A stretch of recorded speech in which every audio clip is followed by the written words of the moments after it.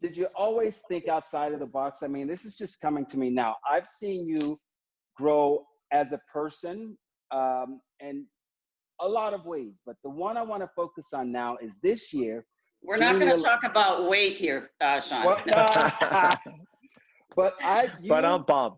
had on your lawn Black Lives Matter flag, Love is Love flag, women's rights, or what is it? Women's All rights or right, human yeah. rights? All right. Yeah. So what gave you the courage to do that in a neighborhood that definitely isn't that neighborhood? What gave you the courage to stand out and say, these are my beliefs and I'm going to proclaim these beliefs? I think my family was the major impetus of making sure that that's happening, because I see, unfortunately, there is a lot of set beliefs that people had, that they think the good old days of the 40s and the 50s and the 60s, but it's not the 40s and the 50s and 60s. We're a bigger family. We're a worldwide family. I mean, one of the first ladies says it takes a village to raise a child.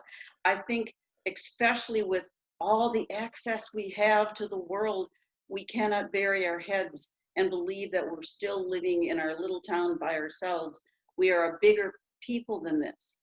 And so women need to step up and need to have an equal place. I mean, and I have to admit, my husband has been one of the first people to make sure I did succeed in that, which is remarkable. And I think that we have to have, it doesn't matter what your religious belief is, or what your race is, or what your sexual orientation is. You are a person that matters, and you have all this intelligence, and you have all these gifts to offer, and we have to take a step forward to make sure people do that. And not just talk about it, we have to do it and demonstrate it. Like putting a flag up in your yard where you're the only liberal, I guess, in the neighborhood.